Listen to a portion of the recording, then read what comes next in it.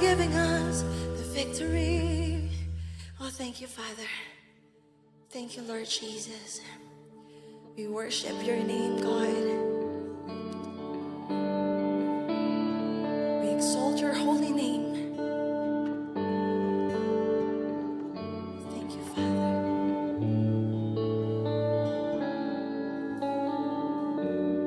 Oh, Lord, you've searched me.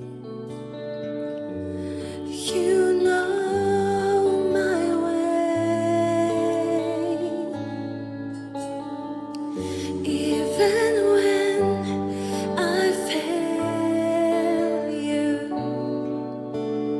I know you love me. Your holy presence surrounding me in every season. I know you love me. I know you love me. At the cross I bow my knee, where your blood was shed for me. There's no greater love than this. You have overcome the grave. Your glory fills the highest place. What can separate me now?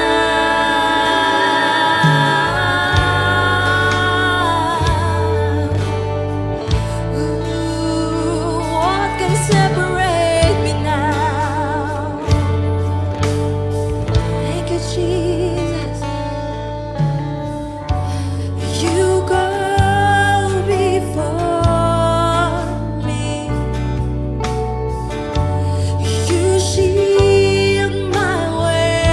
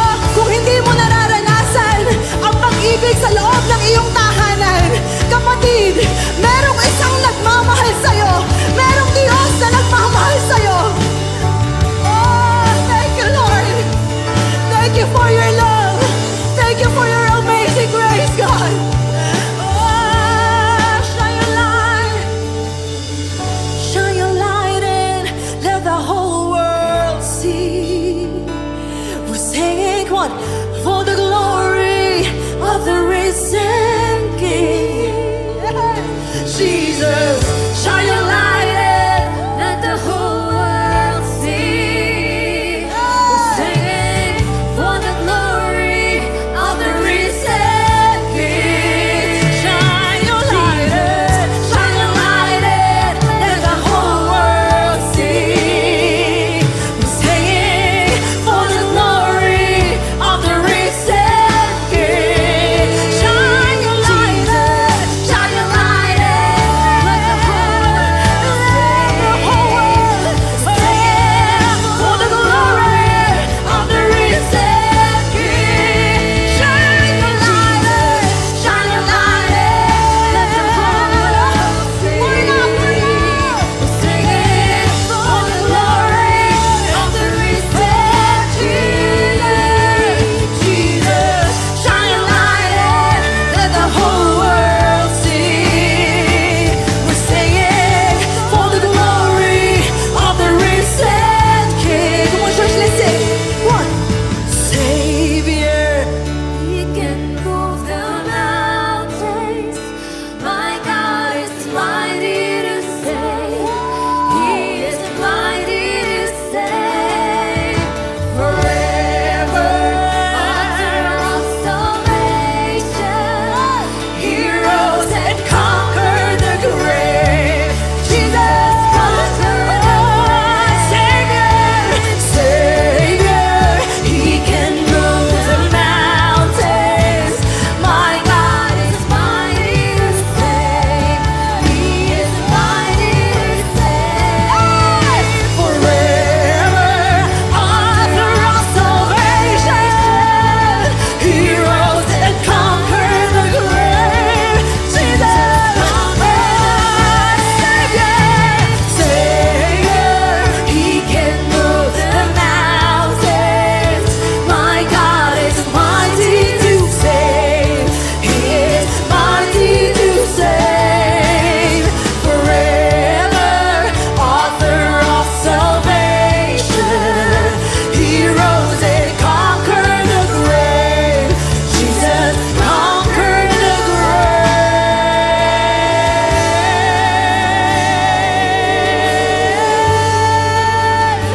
Jesus conquered the grave. Oh, we praise your name. We exalt your name. We magnify your name, oh God. Oh, be exalted. Be magnified in our lives. Oh, Jesus, Jesus, Jesus. Let our King be lifted up. Woo! Let our King be lifted up. Lord, wala mo kaming ibang itataas sa lugar na ito, Panginoon. Be lifted up. Be lifted up. Let our King be lifted up. Let our King be lifted up. Be lifted up. Let our King be lifted up. Let our King be lifted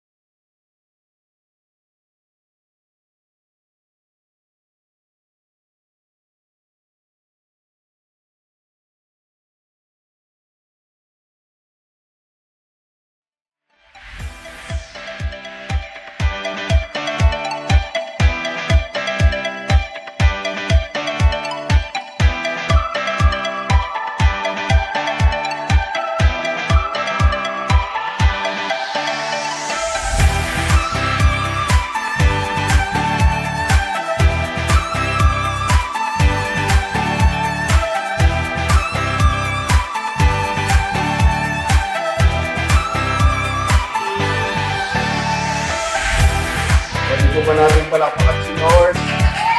Praise God. Ngayong pong araw ay ginugunita ang linggo ng pagkabuhay. Tunay na ang ating Diyos ay buhay at siya po ay nasa kanang luklukan ng ating Panginoong Diyos Ama. Sabi po ng Mateo chapter 28 verse 6, wala siya rito sapagkat siya'y muling nabuhay gaya ng kanyang sinabi. Sinabi sa kanya ni Jesus sa John 11:25, ako ang muling pagkabuhay at ang buhay. Ang nananalig sa akin, bagamat siya'y mamamatay, siya ay mabubuhay.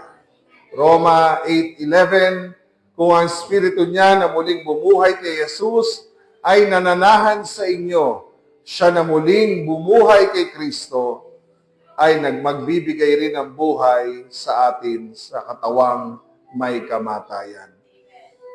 Atin po ideklara sa ating mga buhay ngayong pong umaga. Sabihin natin sa Panginoon, Panginoon, idinideklara ko na si Jesus ay muling nabuhay. Kung papaanong ang libingan ay hindi nakapigil sa Kanya. Ang anumang libingan ng pagsubok, ng sakit, o kabiguan sa aking buhay ay wala ring kapangyarihan. Ang kamatayan ay tinalo na at ako ay nagtatagumpay kasama ni Kristo. Purihin po ang Panginoon. Palakpakan natin si Lord. Napakabuti ng ating Diyos. Kasama tayo ni Kristong nabuhay na maguli. At sa kanyang pagkabuhay ay kasama doon yung pagbigay sa atin ng tagumpay. Ito, anumang kabiguan, anumang pagsubok, anumang sakit, karamdaman, problema, tinapos na ng ating Panginoong Jesucristo. Kaya po wala na pong imahe sa krus. Wala na pong imahe sa krus dahil po ang ating Panginoong Jesus ay buhay. Amen. Amen. Praise God. Tayo po ay dadako na sa ating pong mensahe. Tayo po na ay nasa ika-4 na bahagi ng ating pong series. Tayo po ay yan. Yan. Okay. PowerPoint. Sige po.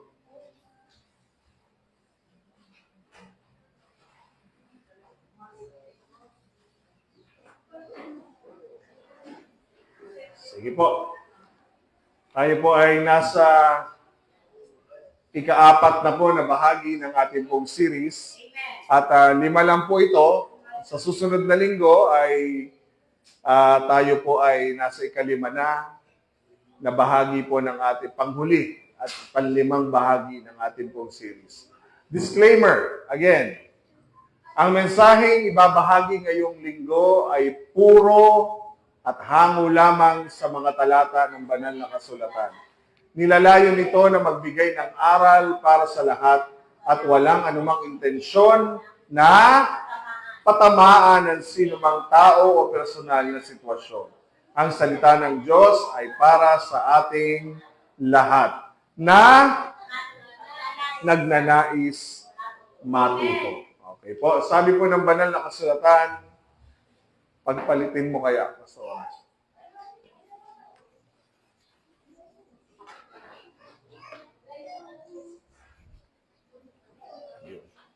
Pagpalitin mo siya ng cord. Ayan, okay na. Ayan. Bawal lang gumalaw. Sabi po ng 2 Timothy chapter 3 verse 16, lahat ng kasulatan ay isinulat sa pamamagitan ng kapangyarihan ng Diyos at mapapakinabangan sa pagtuturo ng katotohanan, pagsasaway, pagtutuwid, at pagsasanay sa matuwid na pamumuhay. Ang ating disclaimer ay hindi lang po basta disclaimer. Ito po ay paalala ng Panginoon sa atin dahil tayo po ay nakikinig ng salita ng Diyos. Ang salita ng Diyos ay mapapakinabangan natin sa ating pagtuturo ng mga katotohanan, pagsasaway, pagtutuwid, at sa pagsasanay sa matuwid na pamumuhay. Hawakan niyo po yung katabi niyo, sabihin niyo, maging ready ka.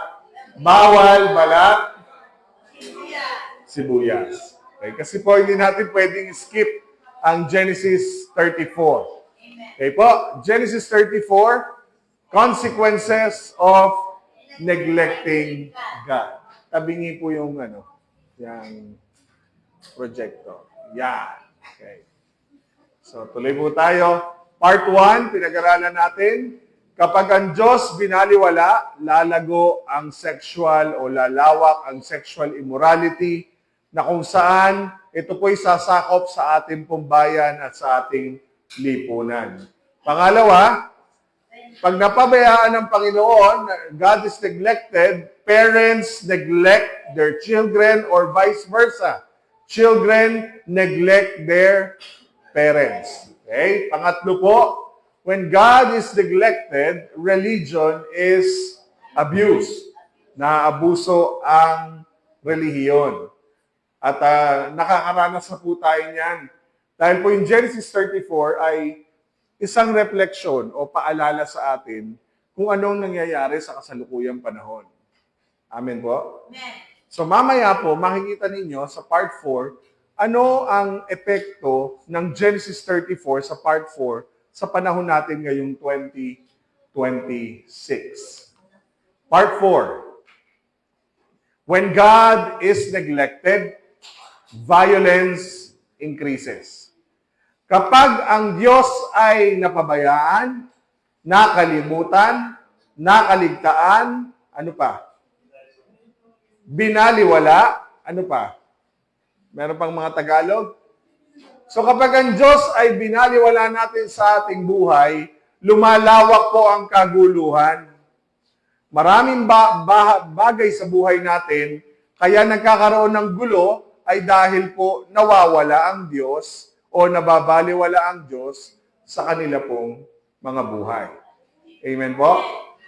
So tandaan natin, when God is neglected, violence increases. Basahin po natin Genesis 34, verses 25 to 29. Okay lang po?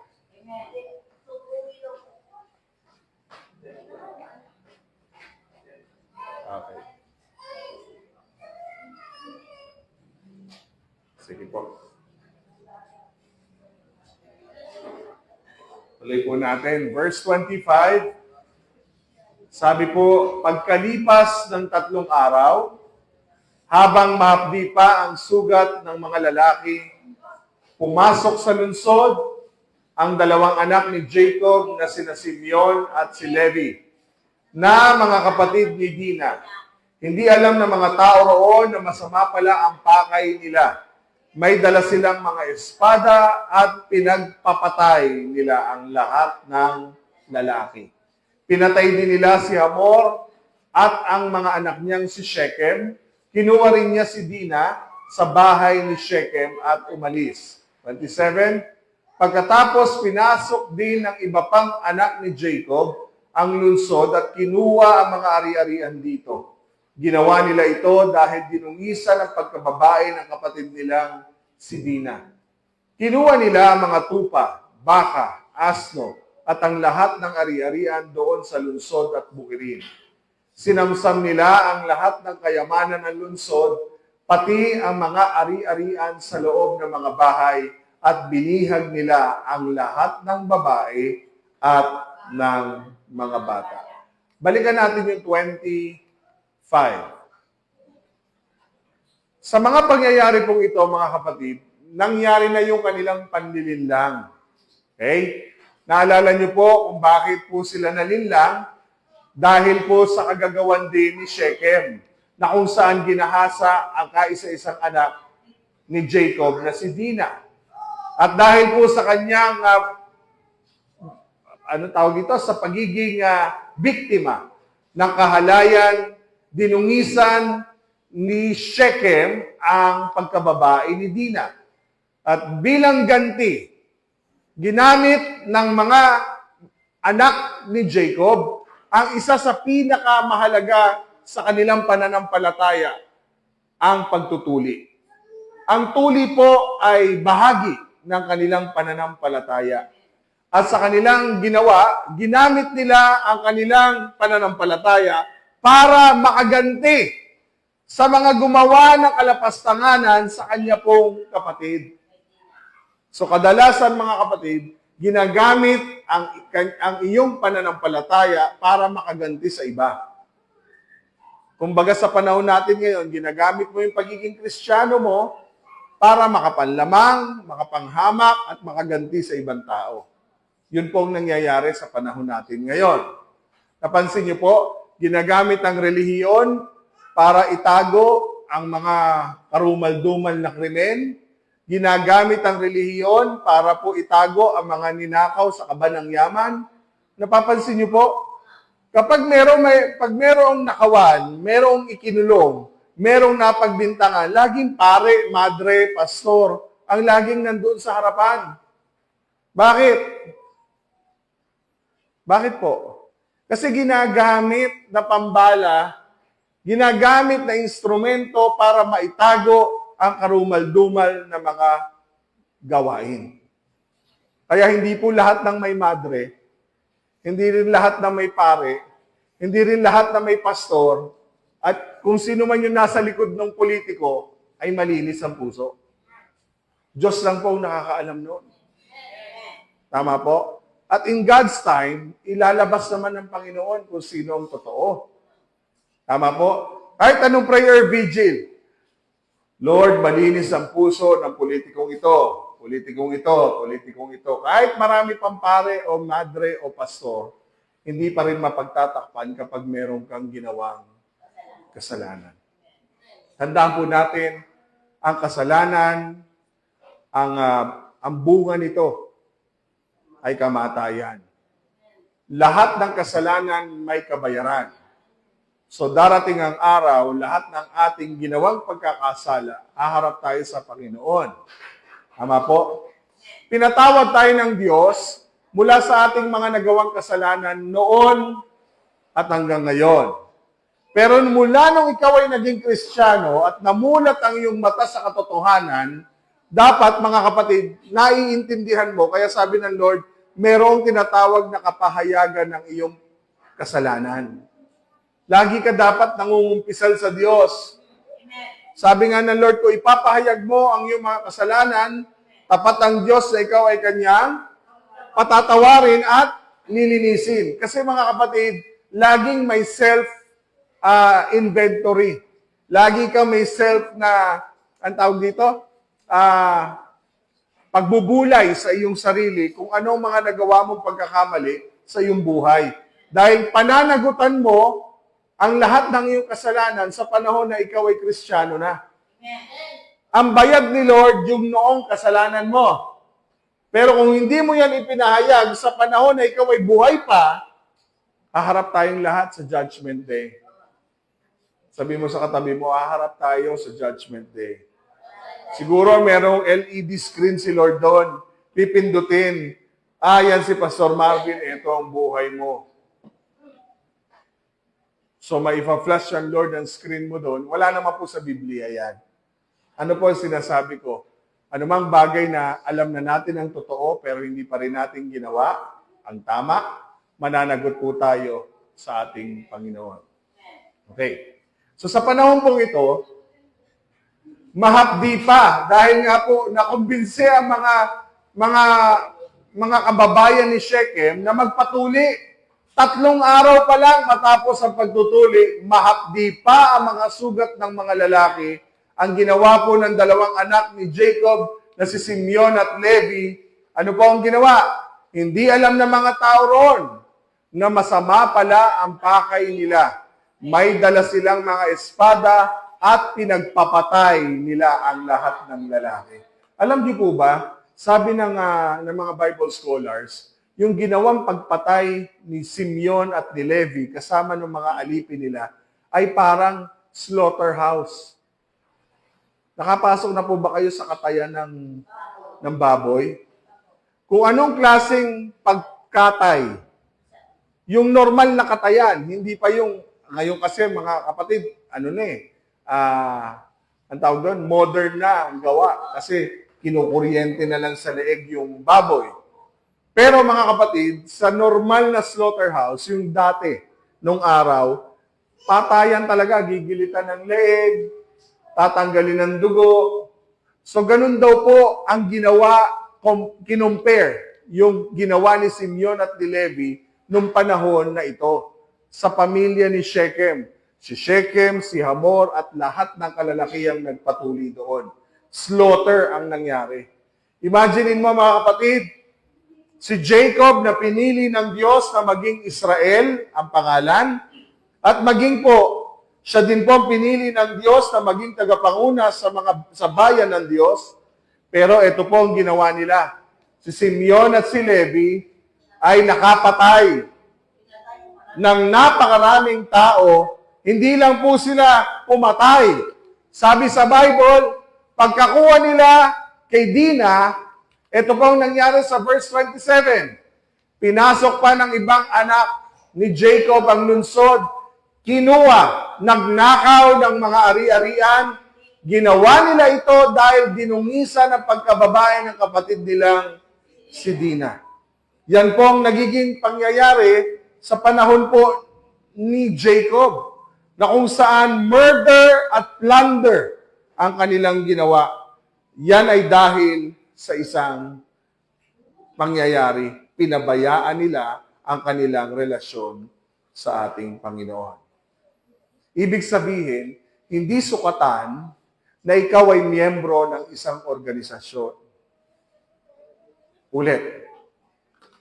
Hindi sapat na miyembro ka ng isang iglesia. Ulit. Para mapakinggan nyo mabuti. Hindi porket tayo po ay bahagi ng iglesyang ito, ay hindi na po tayo paparusahan at hindi na tayo pwedeng maging accountable sa lahat ng ating ginagawa. Tama po? Ito po ay common na nangyayari hindi lang po sa ating bayan, kung hindi pati na rin sa loob ng iglesia. Na kapag binaliwala, kapag pinabayaan ng Diyos sa iyong buhay, konsekwensya ang pwedeng mangyari sa atin. Ano po sabi ng Roma? Roma chapter 1, verse 28 to 32. At dahil sa ayaw talaga nilang kilalanin ng Diyos. Alam niyo po ba, sabi ng isang pastor, hindi po problema ang Bible sa lahat sa tao, sa lahat ng tao. Ang problema, yung lahat ng tao ignorante sa salita ng Diyos. Ignorance of the Bible ay talagang yan ang isa sa mga dilema ng maraming Christian churches. Dahil nga ayaw ng mga tao na kilalanin ng Diyos. Pag sinabi pong ayaw nilang kilalanin, ibig sabihin, hindi nila sinusunod ang Diyos. Ibig sabihin, binabaliwala nila ang lahat ng sinasabi ng Diyos. Yan po yung ibig sabihin ng ayaw talagang kilalanin. Kasi kapag sinabi niyo yung kilalanin, hindi mo ina-acknowledge yung sinabi ng Diyos sa buhay mo. Kasi ang nasusunod sa buhay mo, ikaw pa rin. Tama po?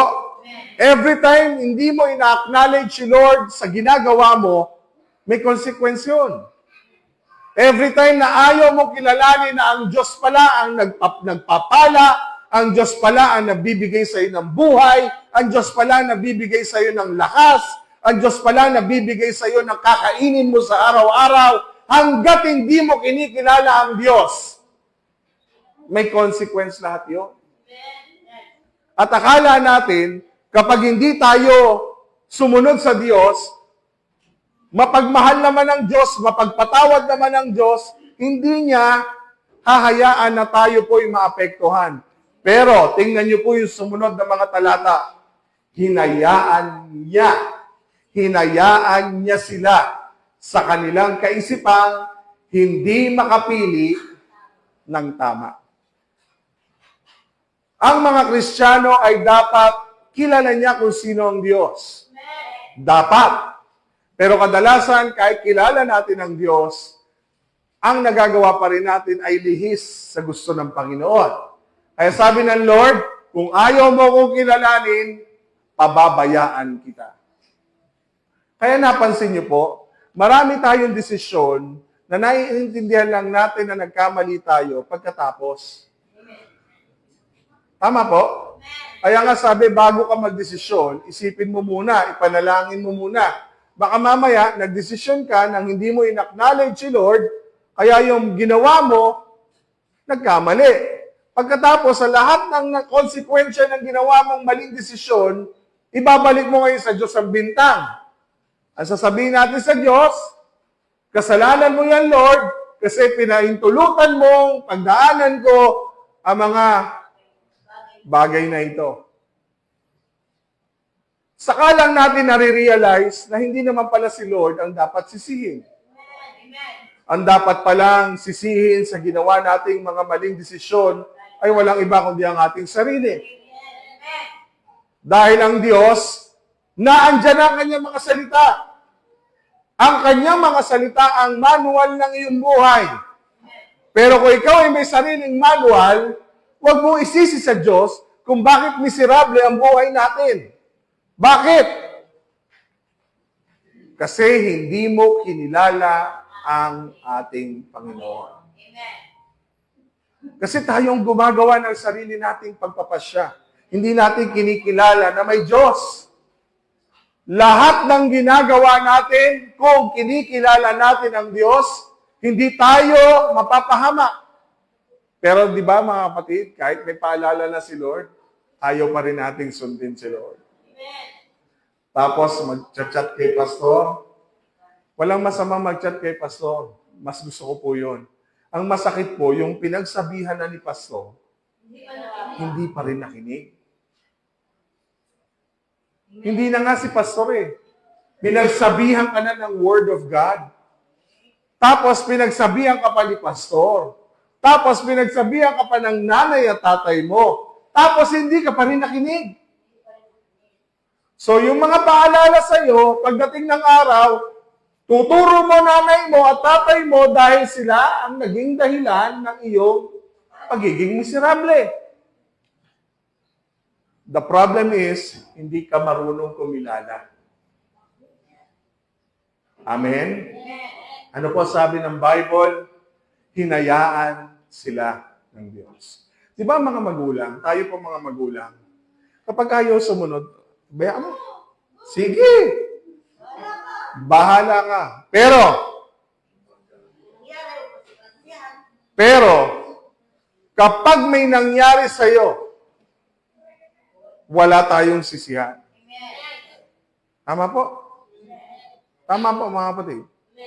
Ibig sabihin mga kapatid, nangyayari ang problema sa panahon ng ating kawalan ng pagkilala at pagiging ignorante kung sino ang Diyos. Okay? Kaya, ito ang pinakamasakit, yung pabayaan ka na ng Diyos sa iyong mga maling kaisipan.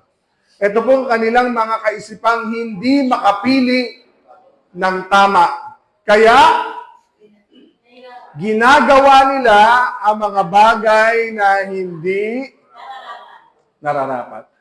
Tama po ba kung alam mo ng mali, bakit mo pa gagawin? Amen. Bakit kaya ang mga tao mas pinipiling gawin ang mali kaysa gawin ang tama?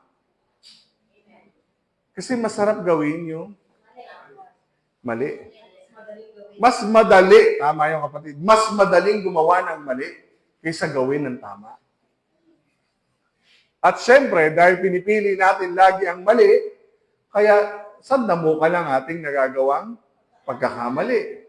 At dahil marami na tayong pagkakamali, nahihirapan na tayong itama, kaya paninindigan na natin ang ating pagkakamali. Minsan, kung sino nagkamali, siya pang matapang. Amen. Kung sinong may ginawang maling desisyon, siya pa ang mataas. Di ba? Ganun po ang nangyayari sa ating kasalukuyang panahon. Yan ang nangyayari. Sumunod, verse 29. Kapag hindi nakikinig, ayan, nagiging alipin ng lahat ng uri ng kasamaan. Tingnan niyo po ha, kalikuan, kasakiman, at masasamang hangarin. Sila'y mainggitin, mamamatay tao, mapanggulo, mandaraya, at laging nag-iisip ng masama sa kanilang kapwa. Sila'y mga chismoso, chismosa, at mapanirang puri. Napopoot sila sa Diyos, mga walang galang at mapagmataas. Naghahanap sila ng magagawang masama at suwail sa mga magulang nila. Sila'y mga hangal, mga traidor, at walang awa. Alam nila ang utos ng Diyos. Ito masakit eh. Alam nila ang utos ng Diyos na dapat parusahan ng kamatayan ng mga taong gumagawa ng mga kasalanan ito. Pero, ayan ang masakit. Patuloy pa rin silang gumagawa nito at natutuwa pa sila sa ginagawa rin ito ng iba. Nakukuha niyo po yung mensahe, mga kapatid? So sa pagkakataong ito, sinasabi sa atin ni Pablo, every time na hindi natin ina-acknowledge ang Panginoon, ito po yung mga binasa ko po sa inyong samot-saring uri ng kasamaan ay naririto na. At ang ating pinag-uusapan ay ito po, mapanggulo, mamamatay tao, mandaraya, nag-iisip ng masama sa kanilang kapwa. Yan po yung nangyari sa panahon na nineglect ng pamilya ni Jacob ang Panginoon. Okay? So, napopoot sila sa Diyos. Walang galang at mapagmataas. Okay? So, sa puntong ito, mga kapatid, sa panahon natin ngayon, nangyayari na po yan sa ating panahon.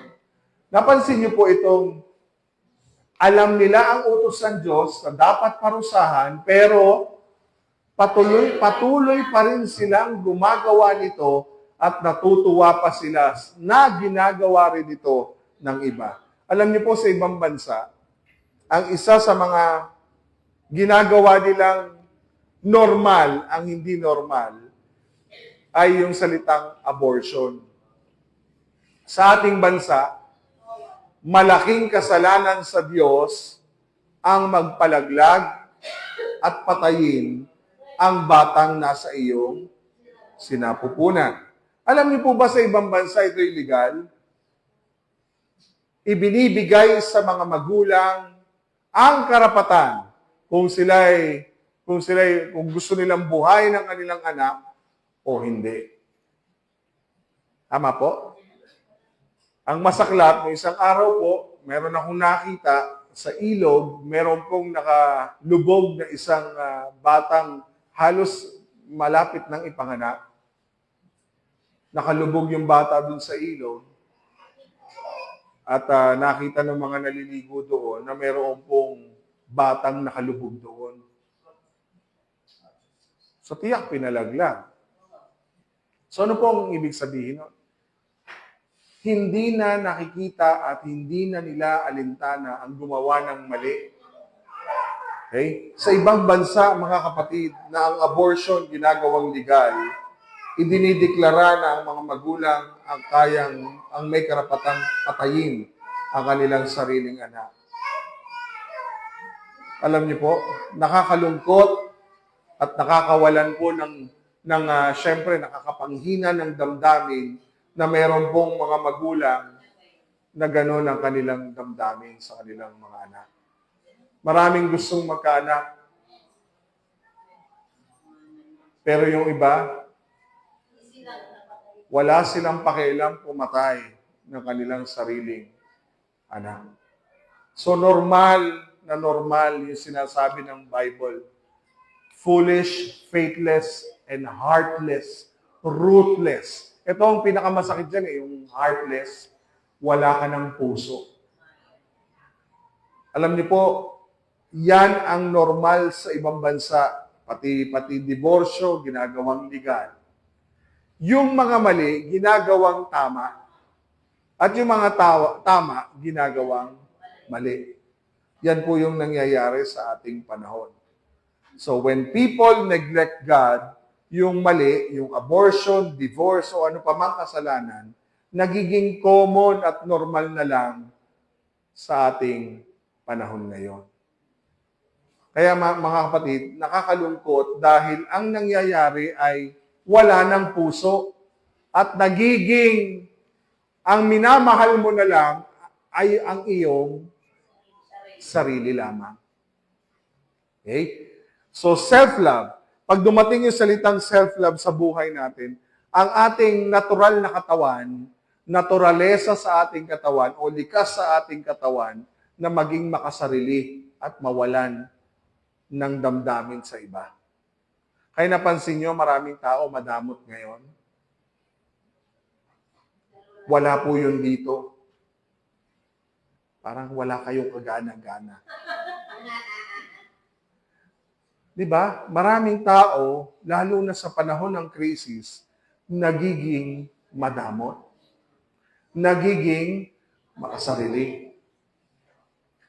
Naalala ko po, nung binabanggit yung pagtaas ng presyo ng crudo, ng langis. Ang sabi ng mga oil companies, hindi sila kikita. At sila daw po ay break even lang sa kanilang negosyo. Pero napag-alaman na sila lang po ay nagtatago ng mga langis na kanila pong inangkat nung panahong mababa pa ang nakuha nilang crudo. So, anong ginagawa ng mga tao? Sinasamantala ang krisis para makapanamantala ng ibang tao. Alam niyo po, kumita sila ng 10 bilyon sa ilang araw pa lang na pagtaas ng crudo. So, nung titingnan mo, kung marunong kang magbasa ng nangyayari sa mundo, ang tao, kapag siya ay naiipit at naalanganin, lalabas talaga ang pagiging makasarili. At ang iisipin lang nila ay ang kanilang mga sarili. So kapag hindi nila nagawa ang kanilang hangarin, hindi nila nakuha ang kanilang gusto, ano gagawin nila? Sino mang haharang sa amin ay mamamatay. Napansin niyo po, patayan doon, patayan dito. Wala, para man pumapatay na lang sila ng pusa, ng aso. Ganun po kalala ang panahon natin sa panahon ngayon. Ang bayan na binabaliwala ang Diyos, wala silang pakialam kahit anong gulo pa ang mangyari sa ating bayan. Kaya totoo po yan. Sa tingin niyo po ba na yung mga politikong inihalal natin, uunahin tayo? Hindi. Uunahin nila, bihira ang unahin ang sarili bago ang iba. Tama po? Sabi nga po, habang ang mga Pilipino ay nagugutom at walang makain, marami pong mga nasa gobyerno naka-aircon, isang beses lang pumapasok, tapos swelduhan ang lalaki. Daan-daan libo. At sa panahon po ng ating pangyayari sa ating bayan, parang normal na lang at wala na pong habas at wala nang damdamin, wala nang puso ang mga tao para sa kapangyarihan. Kaya napansin niyo po, common na lang po ang pumatay ng mga inosente. At alam niyo po, ang ginagawa ngayon ng mga oligarchs, lahat ng mga maliliit na tindahan sa loob ng mga barabarangay, wala na po. Pinapasok na po tayo ng iba't ibang klase ng small convenience store. Ano po yun? Alphamart, Dali. Alam niyo po, yung mga yan ang pumapatay sa mga maliliit na tindahan sa loob ng barangay. At ang kanila pong hangarin ay sila po ang mag-invade at mag-manipulate, mag-control sa loob ng lugar na yon. Isipin nyo nga naman, lahat ng pa-expired sa mga hypermarket, supermarket, babagsak sa kanila. Alam niyo po ba yun? Yung mga turong kinakain natin na napagkasarap-sarap, na may langka-langka pa, lahat yun ay mga pinagbulukan. Karamihan. Totoo po yun. Pansinin niyo po, pag bumili kayo sa mga convenience store, ibang-iba yung pack sa loob ng convenience store doon sa supermarket. Magkaiba po yun. Kaya napapansin niyo, may nakalagay na yung ibang may mga iba-ibang mga brand name. Kasi hindi ka makakapagpasok ng produkto sa loob ng supermarket nang wala kang secondary name. Kaya napansin niyo po, may iba-ibang name. Dishwashing, Joy lang ang alam natin, meron pang umiba. Oh, di ba? So ano ang napupunto dito? Kasi ito pong nawawala sa panahon natin ngayon. Kapag nawala ang Diyos, binaliwala ang Diyos, ang mga tao nawawalan ng puso sa kanyang kapwa.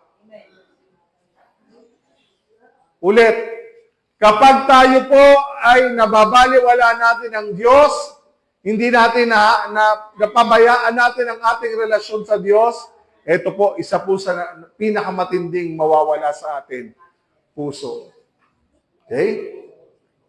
Alam niyo po, hindi lang po pagiging bayolente ang ibinibigay sa atin ng kapabayaan natin sa Panginoon, kung hindi sa mga pinapanood niyo din. Alam niyo po ba, yung ating entertainment na yung ating cellphone na pinanonood, karamihan po dyan ay mga bayolente na ang napapanood natin. Karamihan po ng mga bata ngayon, akala nyo po, nagse-cellphone sa inyong tabi, hindi nyo alam, malala na pala ang ginagawa.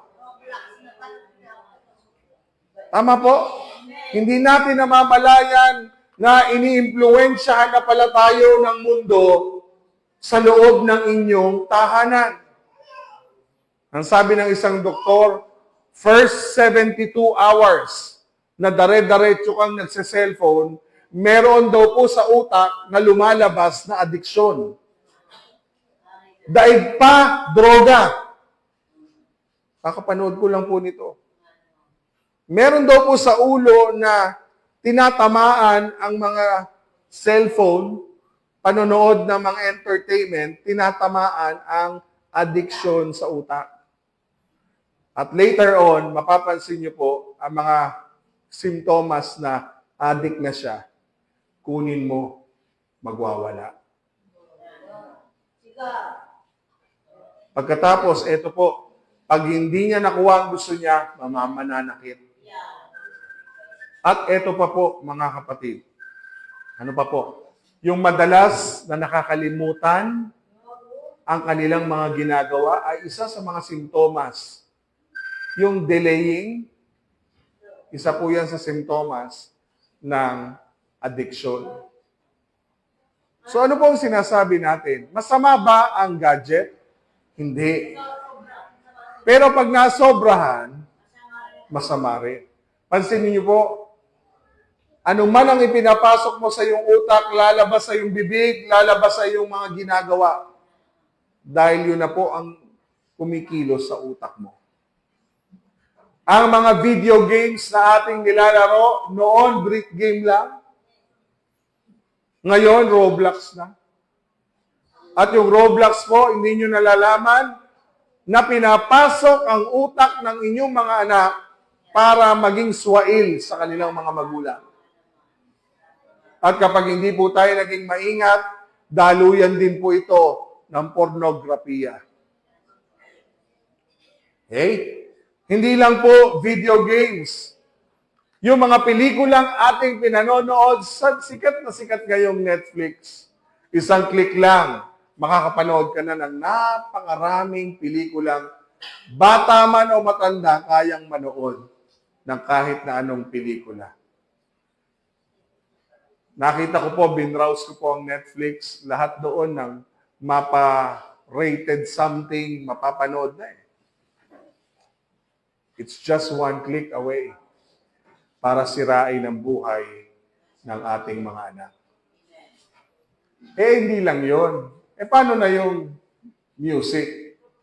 Alam niyo po ba ang lahat ng ating pinakikinggan ay nagre-reflect din sa ating puso at ginagawa? I remember, mga kapatid, na may mga kantang hindi tayo aware na sinisira at pinapasukan tayo ng maling hangarin, maling puso at maling pag-iisip. Marami po sa mga musika na ating napapakinggan ay pinapasukan ng anumang spirito ng kaaway. At pumapasok ito sa iyong isip at gagawin mo sa iyong mga kilos at gawa. So lahat po ngayon, nagugulat tayo, wala namang nagtuturo sa anak nating magmura, pero bakit nagmumura? Ano pong dahilan? Dahil sa napanood. Ano ba ang dahilan kung bakit nakikipagrelasyon yung mga bata sa panahon ng bata pa naman sila, pero gusto na nilang makipagrelasyon? Anong dahilan? Sa napapanood nila. Tama? Lalo na, kung anong gusto mong panamit na uso, yun din ang magiging pananamit mo. Diba, lahat naman tayo ngayon, mga kapatid. Konting uso sa TikTok, hawak ko ang beat. Gagayain mo rin, ikaw rin sayaw ka ng sayaw. Tama. Bakit? Ganun kabilis nakawin ng dyablo ang utak natin. Sa kakahawak mo ng beat, hindi ka nakahawak man lang ng Bible.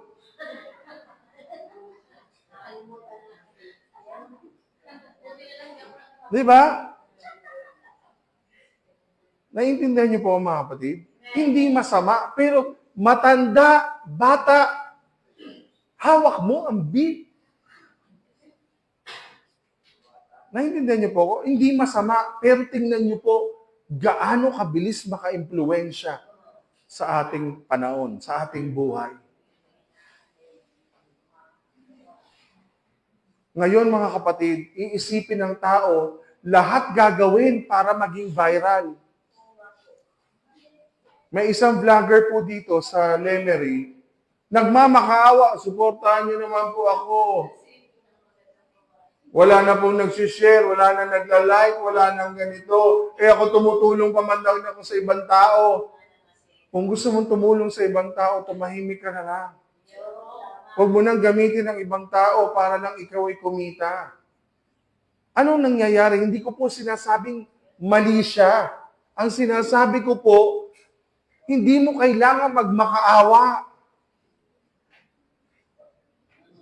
Nakapanood pa nga ako ng isang video, no, paikot-ikot hanggang punta ng dagat. Paglabas ng dagat, tapos nakikipag...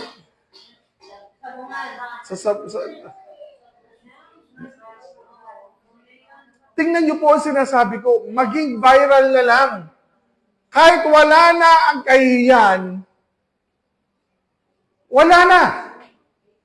Ibebenta na ang kanyang sarili para lang kumita. Alam niyo po kung anong dahilan? Ganyan kahirap ang buhay. Tama po, ganyan kahirap ang buhay. Hindi mo siya masisisi, pero alam niyo po, makikita mo, nakakaawa ang sitwasyon ng Pilipino. Bakit? Umaasa sa pagiging viral. Don't get me wrong, mga kapatid. Wala naman akong masamang hangarin. Ang sinasabi ko lang po, tingnan niyo po ang epekto at bilis ng impluwensya sa atin ng ating mga pinanonood. Amen. Andiyan pa po ba kayo, mga kapatid? Alam niyo po, ngayon, manood ka ng telenovela, teleserye, o telebabad. Wala ka nang makikitang content o kwento, kundi May ginawang masama, gagantihan, hindi siya papayag, hindi makaganti. Pag nagantihan yung isa, gaganti rin. Wala nang katapusang patayan, wala nang katapusang gantihan. Anong pinopromote? Violence. When God is neglected, violence increases. Tama po? Nakakita, pwede naman pala na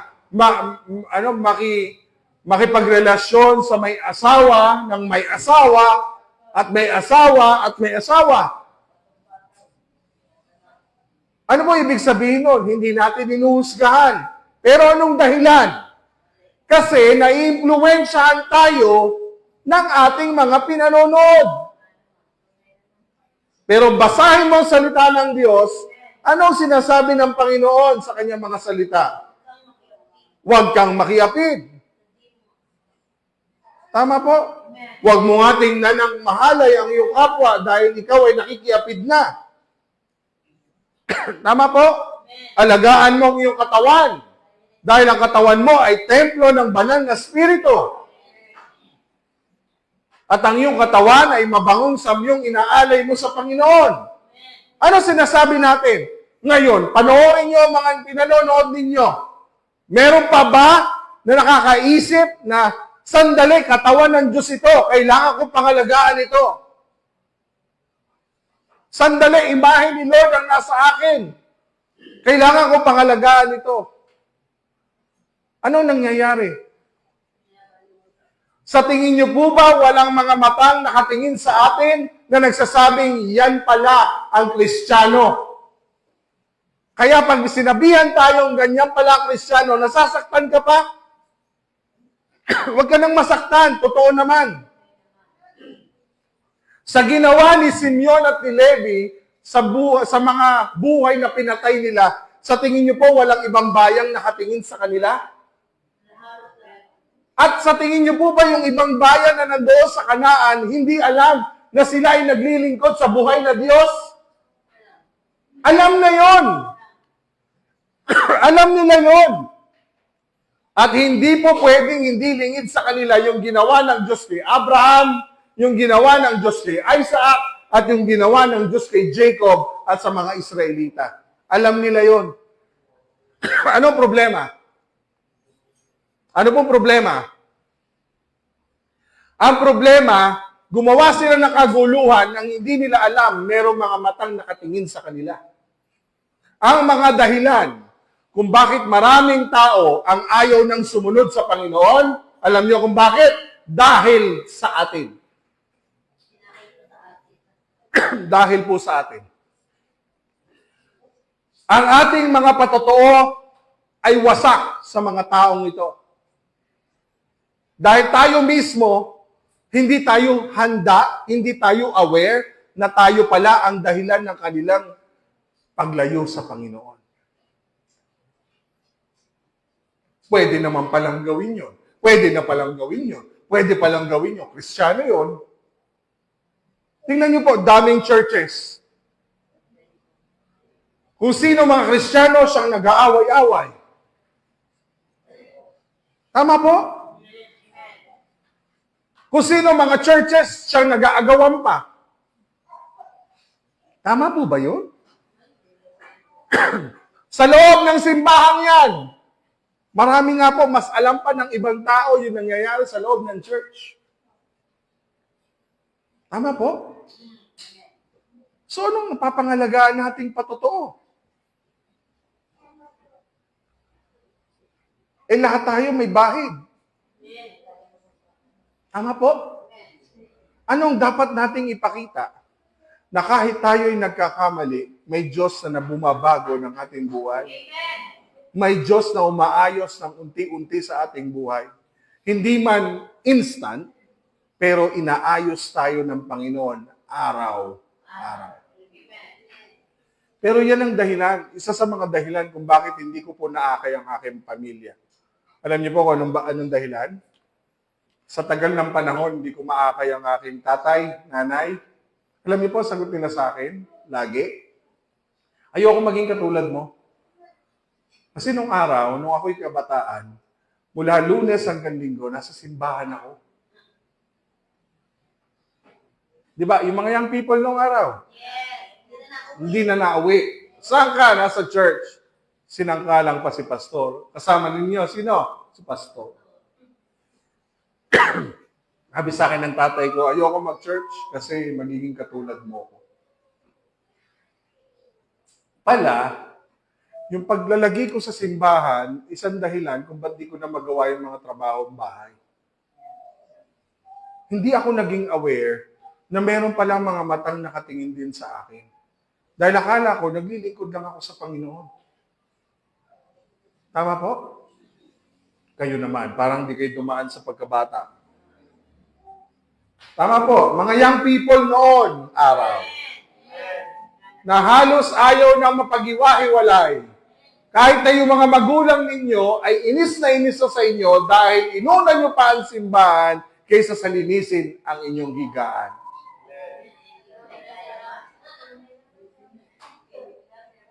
Ngayon, iba na ang panahon. Iba na ang panahon ngayon. Wala nang kabataang titigil sa loob ng church. Karamihan ngayon, nasa labas na. Tama po? Kaya tayo nang pupumilit na pumasok sila, paano nga naman sila papasok? Willing na sila sa labas. Tama po? So sa panahon natin ngayon, iba-iba ang generation. Iba-iba talaga. Ang sabi ko sa mga kapatid ko, sama kayo, sama kayo. Alam niyo po, na-win ko lang sila during pandemic na naka-online. Doon sila kumilala kay Jesus. Hindi pa personal sa akin, sa online pa. Ang sabi sa akin ng aking tatay, nanood daw siya ng starting up, nag-pray daw ng salvation, kinilala nila si Jesus. Hanggang sa nakatapos ng starting up your new life. Sabi ko, Lord, buti na lang dumating ang pandemic. Kasi kung di dumating ang pandemic, hindi nila malalamang may pastor pala silang anak. Amen. Ang dahilan ko, hindi ako naging aware na meron pala akong pamilyang nakatingin sa akin. Alam niyo po, ang nagli-lead para sila'y malayo sa Panginoon, tayo. Meron tayong pamilya na nakatingin sa atin. Meron kang anak, meron kang asawa, may kapitbahay kang chismoso o chismosa, na nakasubaybay sa kilos at galaw mo. At bilang mga Kristiyano, hindi naman tayo perpekto. Pero sa katotohanan, tinitingnan nila ang buhay natin kung yung Kristong sinasamba natin at pinananampalatayanan ay totoo sa buhay natin. Tama po. Tama po mga kapatid. Kaya nakakalungkot ang nagbabanggaan, ang nagsisiraan, ang nag-aaway-awayan ay mga kapwa mananampalataya. Kaya remember, hindi ko malilimutan talaga itong tagpong ito. Na hindi naman meron pong tatay na kumausap sa akin personal. Ang sabi niya, ako hindi pala simba. Pero nakikita ko yung ginagawa ng Diyos sa hindi ginagawa ng Diyos. Dito po sa atin. Hindi siya nagsisimba, pero alam niya ang ginagawa ng Diyos dahil tinitingnan niya yung buhay ng bawat isa sa atin. Namamangha daw siya sa loob ng maraming dekada, hindi nangyari ang ganitong klaseng pagbabago sa loob ng iglesia. Ngayon, pinagkalooban tayo ng Panginoon ng higher level of faith. Naghihintay pa nga lang tayo. Nakakainip, pero mangyayari. Ano sinasabi ni Pastor? Bagamat nantagal, pero mangyayari.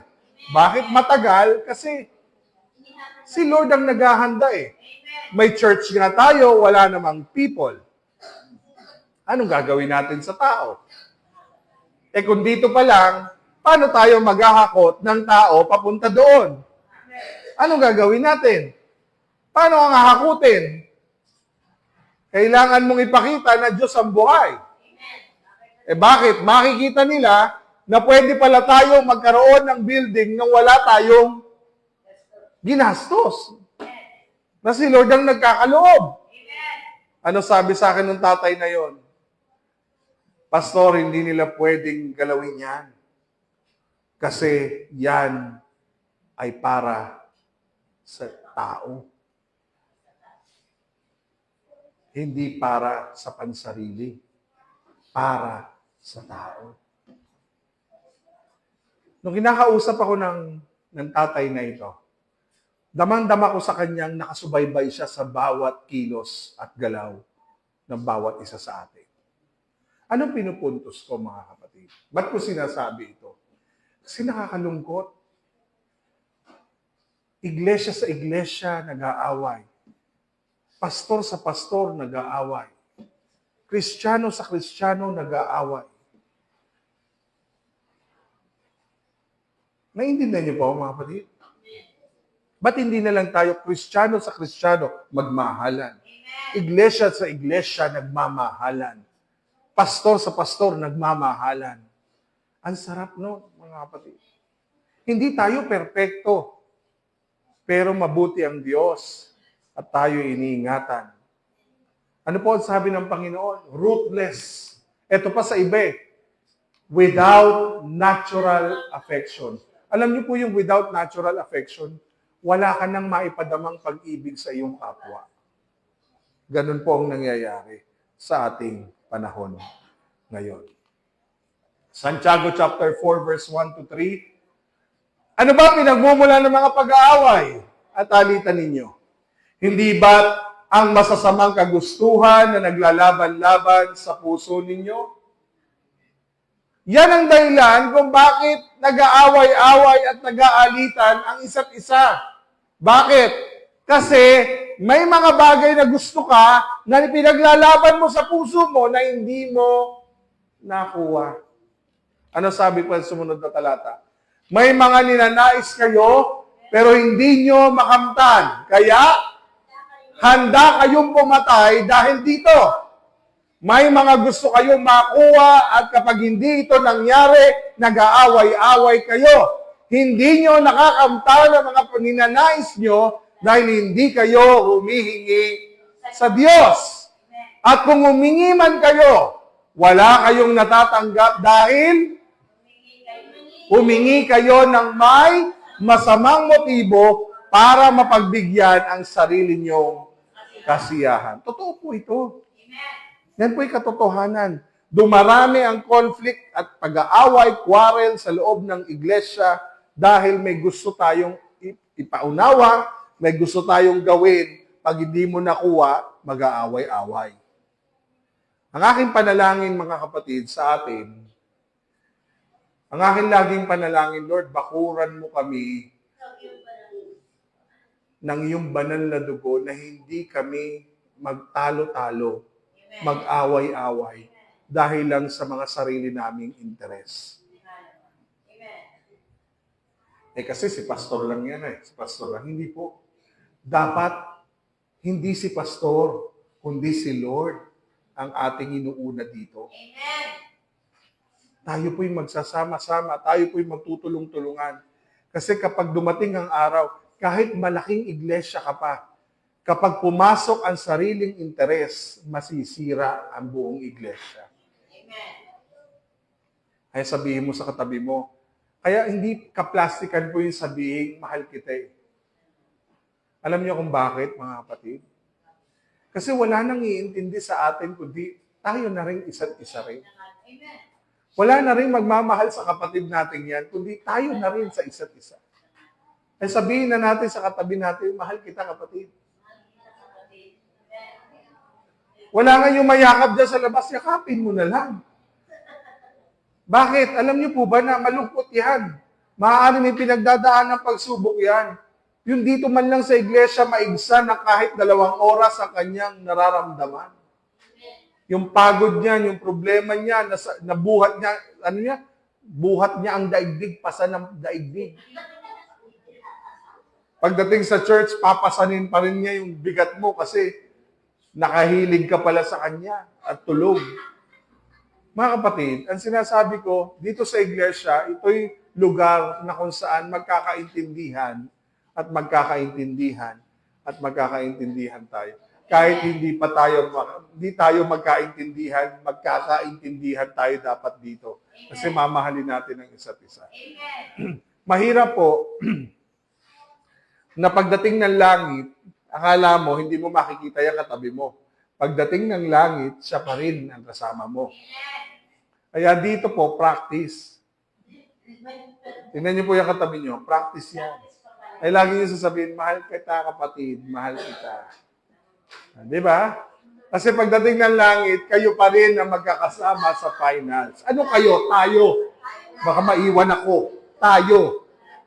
Ayan, tayo. Amen. Lumalaki ang gulo kapag walang nagbibigayan at walang nagmamahalan. Pag parehas pride ang umiral, sigurado, sira ang lahat. Alam niyo po, lahat tayo may kanya-kanyang kahinaan, isipan, gustong mangyari. Alam ko po yun, lahat tayo, meron tayong gustong mangyari. Ang problema, pag pinagsama-sama natin yung gusto natin, walang mananalo. Ang pairali nating panalunin, yung gusto ng Panginoon para sa atin. Alam niyo po, nung una kaming nagkakilala ni ng Ate Beth, ni Lisel, ang lagi ko sinasabi sa kanila, bahala ang Panginoon sa atin. Ang sabi ko nga sa Ate Beth noon, naalala mo ba Ate Beth? Ate Beth, huwag mo kong pagkatiwalaan sa pera. Ayokong hawakan yan. Pero ang pagkatiwalaan mo lang ako, tulungan mo kong ayusin natin ang pera ng iglesia. Hindi tayo pinagkulang, hindi tayo pinabayaan. Alam niyo po ba na kahit tayo'y hirap, hindi tayo pinagkukulang ng Panginoon? Hindi tayo kailanman nagutom.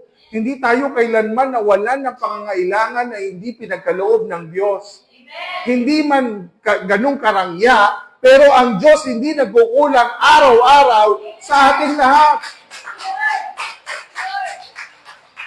Kapag nakikita ko nga Nanay Sally, pag sinasabi niya buhay pa, dahil kay Lord yun. Nanay Sally, yung iba tataba, ikaw payat, pero ikaw malakas, ikaw nagsimba. Bakit? Buhay ang Diyos eh. Pero kung lahat ng kapintasan, pairalin natin lahat dito, wala nang magsisimba dito. Yung katabi mo, may kapintasan yan. Lahat yan, may kapintasan. Si Pastor ba, wala? Marami. Name it. Marami. Pero hindi kapintasan ng ating pinunta dito. Ang pinunta natin ay yung kalwalatian ng ating Panginoon. Yung kabutihan ni Lord sa atin. Kaya ang masakit, mga kapatid, marami pong iglesia ngayon nagkakasira-sira, nagkakawasak-wasak. Bakit? Kasi pag hindi nasunod yung gusto nila, hindi nasunod yung gusto ng pastor, hindi na gusto yung leader, yung miyembro, nagkakagulo na. Ako po'y may niluluhod sa Panginoon na iglesia na mahal ko. Ang aking panalangin talagang kumilos ang Diyos. Napansin nyo, meron akong note na, Lord, please intervene. Kasi hinihiling ko sa Lord na huwag sariling emosyon ng manaig, kundi laging salita ng Diyos. Alam niyo po tayo, may common denominator tayo, si Jesus. Kaya ka nandito dahil kay Jesus. Kaya ka sumasamba dahil kay Jesus. Kaya ka nababago dahil kay Jesus. Hindi dahil dyan sa katabi mo. Kasi kung katabi mo lang, matagal mo nang iniwanan ang church na ito. Tama po? Sa pangmasakit, kapag umiral ang galit at puot, yan po ang buto na itinatanim natin para makapatay. Marami po sa mga Kristiyano inaalaw ang emosyon na pagganahin sa kanyang buhay kaya nakakagawa ng hindi maganda at maayos na gawain. Napansin niyo po, Marami pong mga asawang lalaki, sinasaktan ng kanilang asawang babae. Bakit? Dahil sa hatred, dahil sa galit, dahil sa puot na nakimkim. Okay? Maraming anak, nilalabanan ng kanilang mga magulang. Maraming mga iglesia na patuloy na nagsasakitan. Malala pa tayo sa mga hindi Kristiyano. Alam niyo po ba yung malala pa yung mga ginagawa ng Kristiyano sa hindi Kristiyano? Wala na ngayong comparison. Ano po ang sabi ng Bible? Romans 2:24, dahil sinasabi ng kasulatan, dahil sa inyo, nilalapastangan ng mga hindi Hudyo ang pangalan ng Diyos. Ano pa sinasabi sa atin ng ibang mga relihiyon? Kristiyano yan, pero sila ang nagbabanggaan. Nakakalungkot. Nilalapastangan ng mga hindi Hudyo ang pangalan ng Diyos. Dahil kanino? Dahil sa atin. Nilalapastangan, binabastos. Ayan po sabi ng Bible, huwag kayong patatalo sa masama, kundi talunin ninyo ang masama sa pamagitan ng paggawa ng mabuti. Kasi po mga kapatid, ang katotohanan, kahit sinasabi nating return good for evil, ang ginagawa natin, ngipin sa ngipin. Ano sabi? Ngipin sa ngipin, mata sa mata.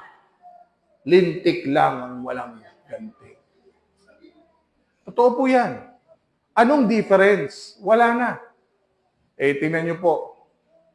Ano bang difference natin sa labas? Pag tayo nagagalit. Alam niyo po, minsan, paalala sa akin yan. Lalo na pag ikaw ay nagmamaneho. Kung pwede ko lang takpan na hindi na magalit ang mata ko, hindi naman pwede magmanehong nakatakip ang mata. Hindi mo naman pwedeng hindi sasabihan. May napanood nga po ko, no? Liliko yung truck. Yung motor, lumiko din kasabay ng truck.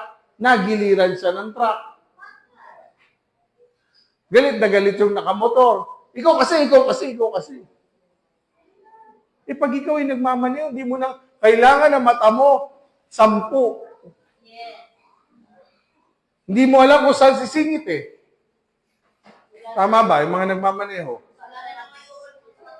Minsan naman tricycle, minsan e-bike, minsan sariling sasakyan, dalawa-dalawa nag-overtake. So yun ang malala.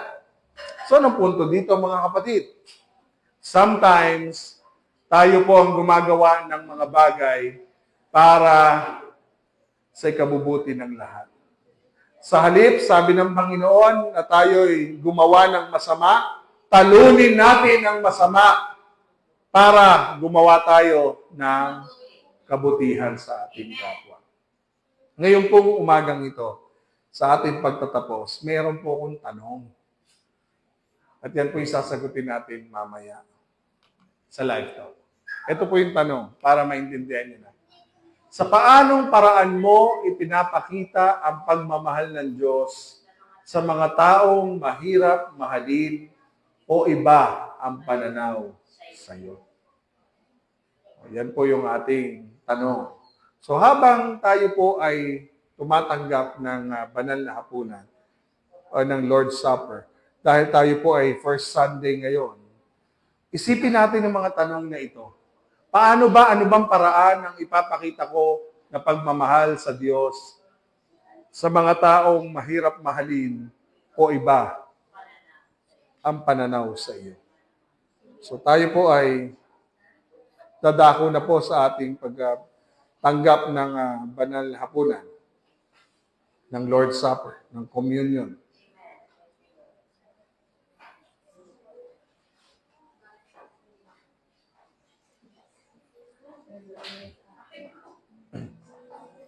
Bago tayo tumanggap, mga kapatid,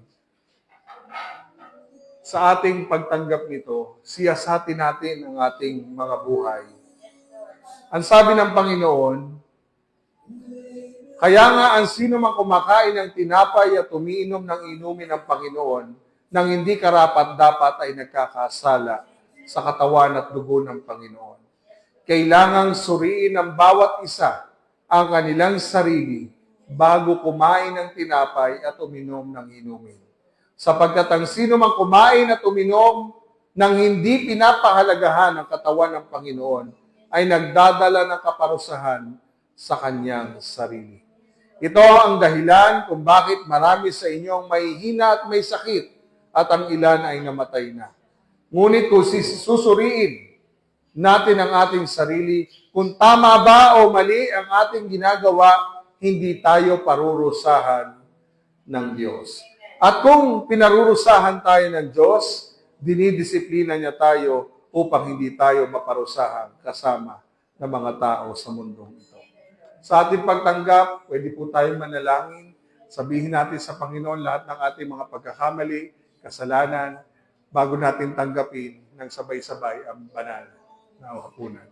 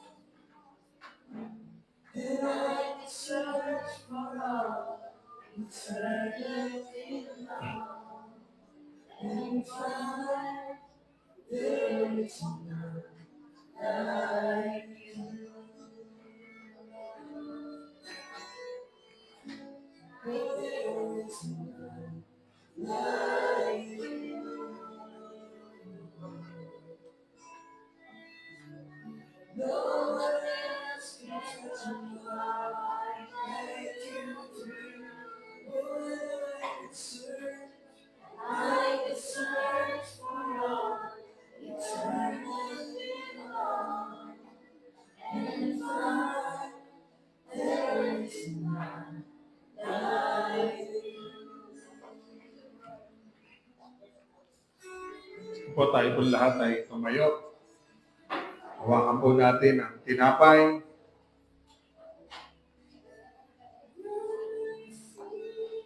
Taas po natin ang tinapay.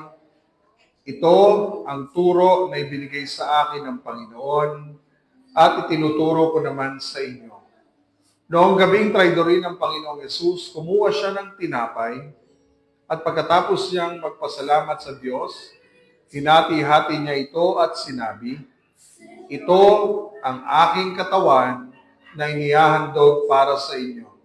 Gawin ninyo ito bilang pag-alaala sa akin." Sabay-sabay po natin tanggapin.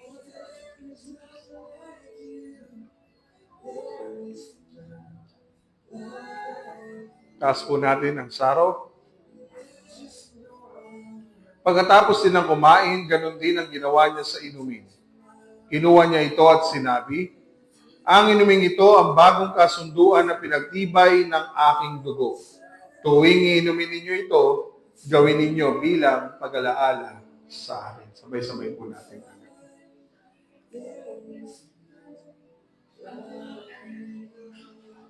Po tayo po'y makakaupo at tayo po'y dadako sa ating pagbabalik ng kaloob at ikapo.